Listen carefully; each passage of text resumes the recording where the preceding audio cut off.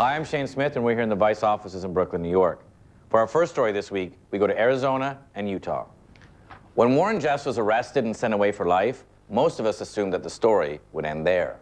Now, 5 years after his conviction for having sex with 12 and 15-year-old brides, reports have surfaced that Jeffs is still ruling his polygamous community.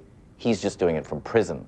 So he sent Ryan to the heart of polygamy country to see what happens when a lunatic runs an entire town from his jail cell.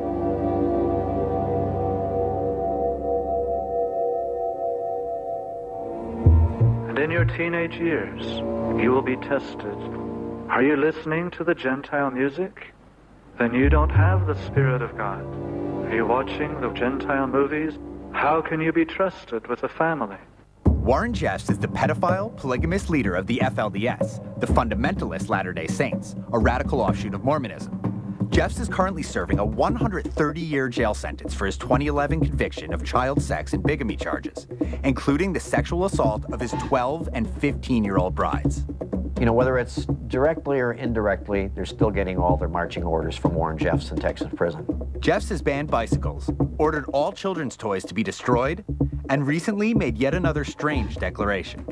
It is polygamy gone berserk. Only 15 men will be allowed to father children with the thousands of eligible FLDS women.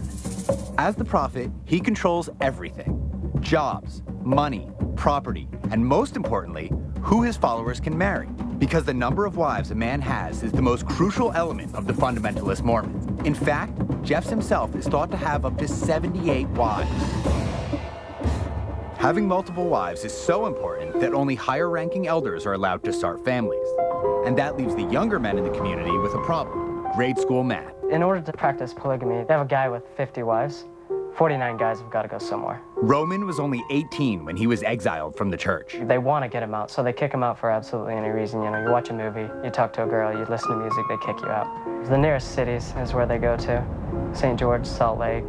Lately, they've been going up to the oil refineries in North Dakota because the money's good up there and they don't have to have an education.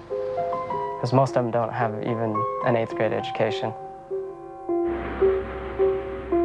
So there's a whole community of ex-FLDS kids that live here in Salt Lake now. They hang out together all the time. Some of them are getting together for some pizza and beer, and they invited us to join. I seriously didn't masturbate till 6 months after I left. You wanna know what's funny? How old were you? 17. How did you stay away from your dick?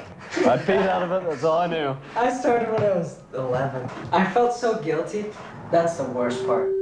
When you grow up in the vacuum of the FLDS, things that most of us think of as common knowledge, like paying bills, using the internet, or even wearing bathing suits, are completely alien to them. These kids are shockingly unprepared for the most mundane of tasks in everyday life.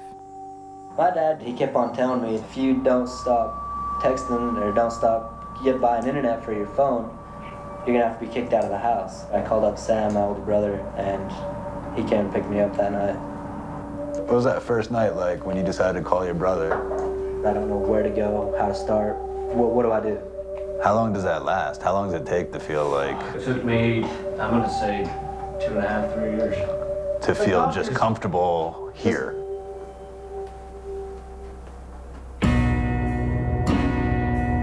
Wayne and Joe offered to show us around their hometown of Colorado City. You really can't explain the way that you feel when the first day you leave. There's no words to describe the feeling. You're scared, you're terrified, but you're excited all at the same time. To them, they think that we're the worst people. Like, fuck you, you're brainwashed, I'm better than you. Wayne and Joe told us about some kids who'd been thrown out, just like them. But instead of running away as far as they could, they stayed in Colorado City, a few blocks from the families that now refuse to acknowledge them. You know what happens when you grow up with like 30 brothers? You play really aggressive sports. What's up? Oh. Nice. So these kids live in what they call butt huts, small trailers that house a bunch of kids who are totally unequipped to deal with everyday life.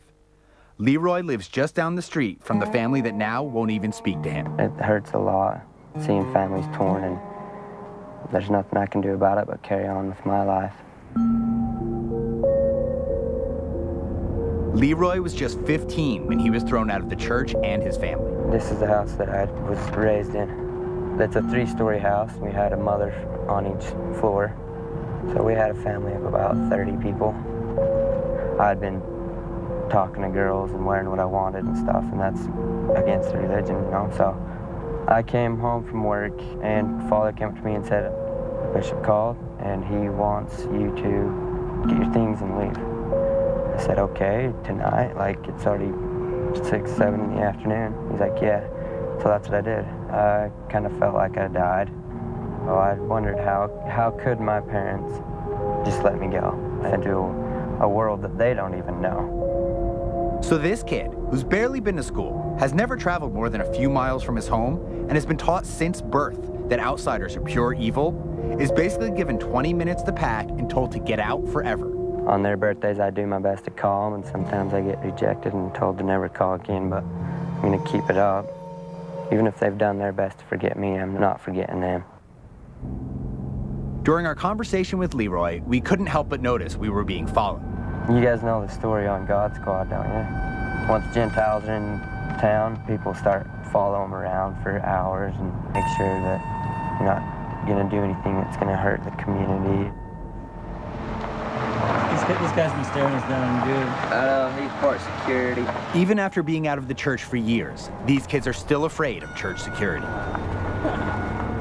The longer we stayed there, a bunch of things that seemed kind of quiet and quaint when we first arrived started feeling really creepy. A whole bunch of people turning their backs, running inside, and circling around in pickup trucks. It's Little House on the Prairie mixed with Children of the Corn, all being run by a convicted pedophile from a jail cell states away. What the fuck? My honest opinion is I don't think Warren's as bad as he's put out to be, honestly. I'm grateful that I was raised the way I am, and he hasn't done anything to my family or me to hurt me. But he took your family from you. Yeah, but it was because that's part of the religion. I mean, what's a religion if it doesn't have standards? Everybody that's been raised in this religion knows that the outside world is a huge, bad, mixed up place.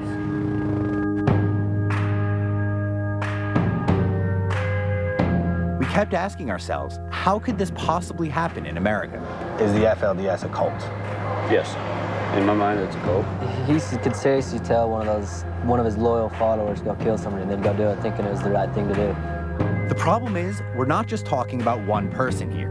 We're talking about a town full of brainwashed followers. You know, someone such as Warren Jeffs that has control over the community, you have to take very seriously, and I find he's very dangerous because you never know what kind of edict he could come up with out of prison.